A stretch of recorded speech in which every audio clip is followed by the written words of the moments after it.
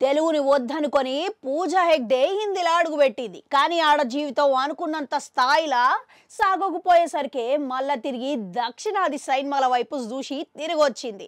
ఇక ఈడికి తిరిగి వచ్చినాక అవకాశాలు వచ్చుడు అనేది చిన్న విషయం కాదు.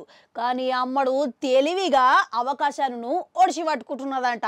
ప్రస్తుతం తమిళంతో పాటుగా తెలుగులా పలు సైన్మాలలో నటిస్తున్నదంట. ఇక దాంట్లో భాగంగానే విజయ్, సూర్య, నాగ చైతన్య వంటి స్టార్ల సైన్మాలలో నటిస్తున్నదంట.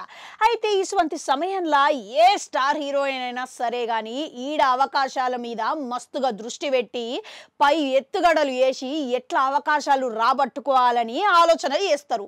కానీ బుట్టబొమ్మ మటుకు డబల్ గేమ్ ఆడుతున్నదంట.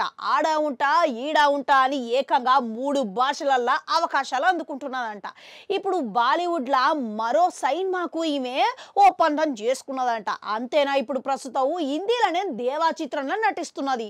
ఇక అదొక్కటే కాదు, ఇప్పుడు ప్రస్తుతం వరుణ్ ధావా సైన్మాల గిట్లా ఈమె ఆయనకు జోడీ లెక్క ఒప్పందం కుదుర్చుకున్నదంట. అయితే ఈ సైన్మా ఒకటి రొమాంటిక్ కామెడీ లెక్క తెరకెక్కించబోతున్నారంట. మళ్ళీ ఈ సైన్మాల మృణాల్ ఠాకూర్ గిట్లా ఒక కీలక పాత్రలా నటించబోతున్నదంట. ఇక తొందరలోనే షూటింగ్ ఇట్లా ప్రారంభించాలని నిర్వాహకులు సన్నాహాలు జరుపుతున్నారంట. ఇది ఇట్లుంటే ఇక గీడితోని ఆగలేదు. పూజా హెగ్డే మరో యువ హీరోతోని హిందీలోనే సైన్మాకు ఒప్పందం చేసుకున్నదని ఇప్పుడు తాజాగా వార్తలు వస్తున్నాయంట. ఇక చూసిర్రా, ఏడికి ఆడికి ఏ పరిశ్రమ వదిలేటట్టుగా అవుపడతలేదు అమ్మడు.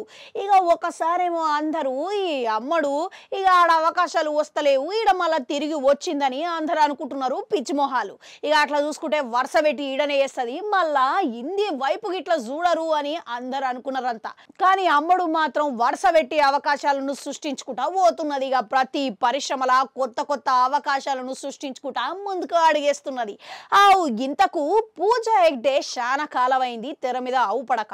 ఇప్పుడు సహజంగానే హీరోయిన్లు చాలా కాలం అయితే మటుకు ప్రజలు మర్చిపోయే అవకాశం ఉన్నది. ఇక ఇప్పుడు పూజా హెగ్డే ఇట్లా నాళ్ళ తర్వాత తెర మీదకి రాబోతున్నది గనక ఇక ఈమెకు మునుపటి లెక్కనే విజయాలు అందే అవకాశాలు ఎంతవరకు ఉన్నాయంటారు? కామెంట్లలో కామెంట్ పెట్టుర్రి. అట్లా నాడు గంటుంటా అది కూడా నొక్కురి మళ్ళొస్తా.